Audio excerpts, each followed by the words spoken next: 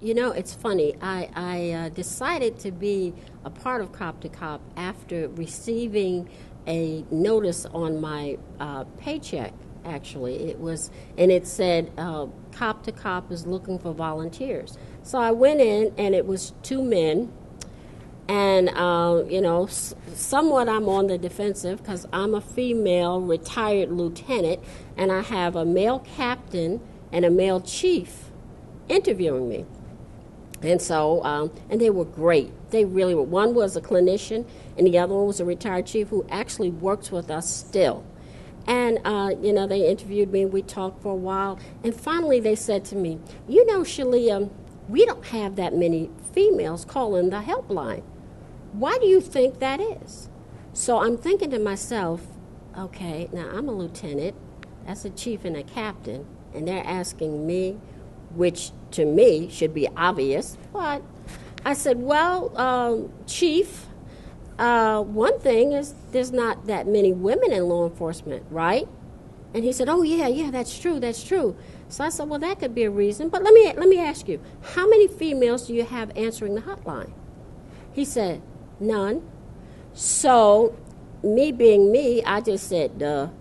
And they looked at each other and said, so what do you think? I said, I think the first thing you need to do is get a female on the line. And I think that might generate more women calling.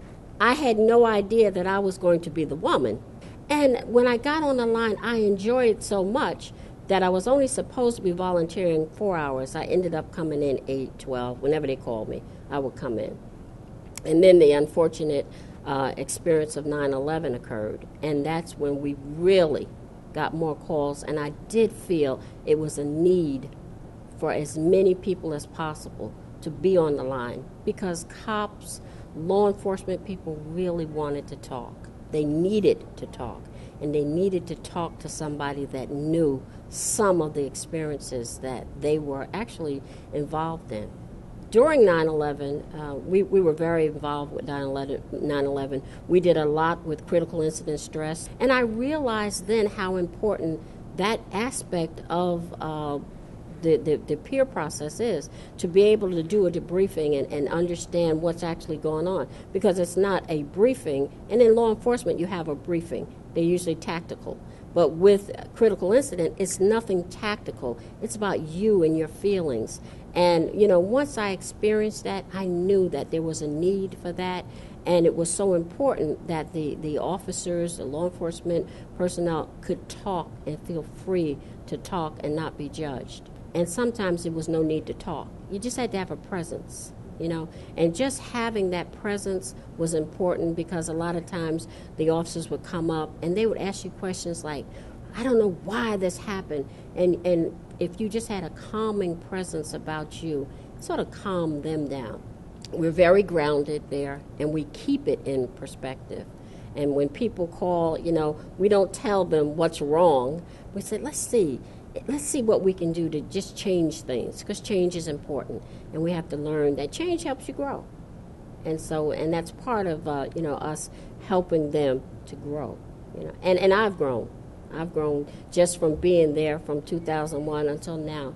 I've grown a lot, and I just enjoy it. I enjoy everything that I do. I enjoy talking on the phone. I enjoy going out to do some of the outreach that we do. It's a phenomenal program, and it's something that's needed. Peers are needed because everybody can be a peer, but you need training, but you can be a peer. People say mentoring, but I say peer. So it's important. When I was in law enforcement, it was taboo to even think about saying, I'm having some emotional or psychological issues. You just couldn't say that. Because if you did, the first thing they would do is take your gun, and everybody else is now looking at you like, whoa, what's wrong with them? Is he crazy? That kind of thing. And they just didn't think about the fact that maybe something happened that caused them to have this, whatever's going on with them emotionally. You just didn't do it. So I think with Cop2Cop, it allows the law enforcement officer to understand that, yes, you can have a problem and there's someone there that can help you, get through whatever that problem might be. And it's grown. We've grown. Cop2Cop has grown. But I think the stigma has started to dissipate some, not all, some, because we have more. We've taken over 27,000 calls. So that says something since 2001. So that says something, that the cops feel comfortable calling. And that's one thing they have to feel. They have to feel comfortable calling and knowing that it's confidential. So if we're in treatment and somebody else finds out, then that means that they know there's a chink in our armor. And when we know there's a problem, and maybe psychological, whatever it is, how small it is, we don't want to tell anybody. We don't want anybody to know. Could be the shame, could be the stigma, but it's just that we refuse to tell anybody. And that has a way of just creating problems for you in the long run, because you have to tell somebody.